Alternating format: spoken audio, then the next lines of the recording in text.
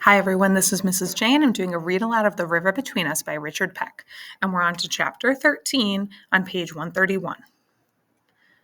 On the day Noah sailed away to fight the Rebs for the river, we somehow got him to the photographer's shop. The picture stands on my table by my bed. I remember the stench of the chemicals in the photographer's shop, though it smelled no worse than the rest of Cairo. We had to stand stock still for an eternity to get the picture made.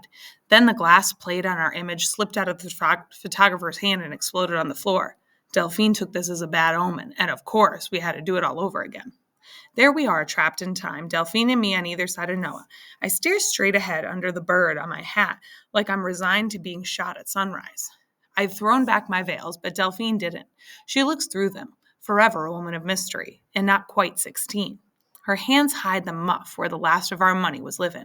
She wears her cut coral necklace and 2 or 3 of her best paisley shawls. She's dressed to kill, as the saying went, though Noah really is. He stands between us in his forage cap, proud in his big new uniform, that he seems to be peering out of not wearing, but his arms hang stiff at his sides and cuffs to his knuckles. A boy soldier before a battle. There's something missing in his eyes, a vacancy, as if he couldn't wait and has gone ahead already. In all the turmoil of the last day, we didn't find Dr. Hutchings in time, though it would have made a better picture with him in it. Then, not a half hour later, we met him in the street. Even as he touched the bill of his cap, I had to look twice to know him. He was in uniform now with the captain's bar on his shoulders. He joined up in time to sail with Grant's forces. It was November 6th, and the command came through to cook the day's rations and prepare to embark. In the end, Colonel Logan could muster only a little over 600 infantry, as so many boys were still down sick, but Noah was fit to fight. I'd seen to that. The 31st joined with the other regiments marching under U.S. Grant, 3,000 strong. They sailed that evening in the chill mist, and Delphine and I stood in the throng down by the wharves to see them off. Dr. Hutchings had urged us to go home to Grand Tower, to put Cairo and Mrs. Hanrahan behind us.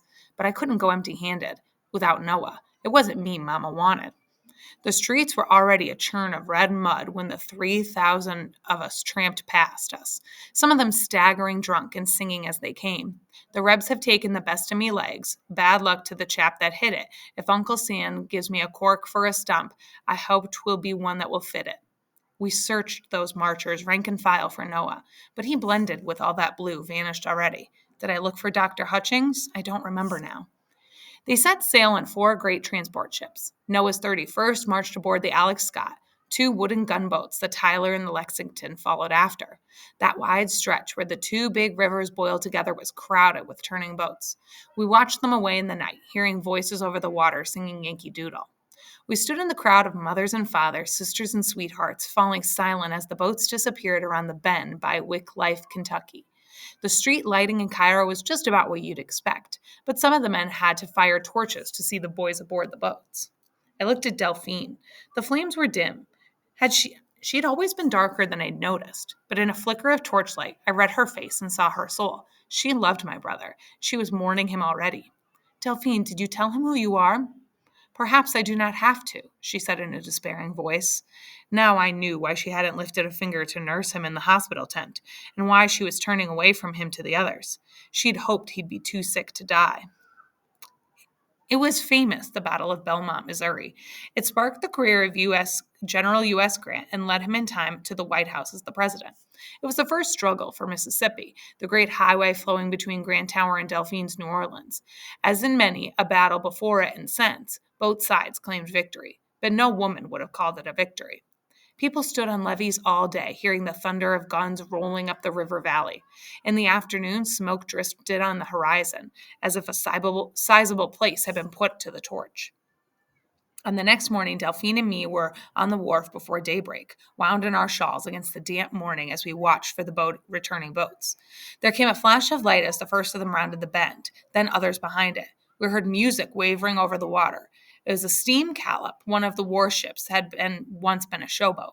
It was playing the funeral dirge, "O Rest in the Lord." The sound of the showboat callop was sending this grieving music on ahead and hung ever after in my mind. We pushed forward in the mob when the first gangplank came down. The able-bodied carried the wounded on litters. Now we saw sights that we'd been spared in the hospital. Blood soaked through the stretchers from the stumps of legs until the gangplank ran with it. We heard the cries of the torn and saw a boy who'd been shot full in the face, but it wasn't Noah because this boy's matted hair was black.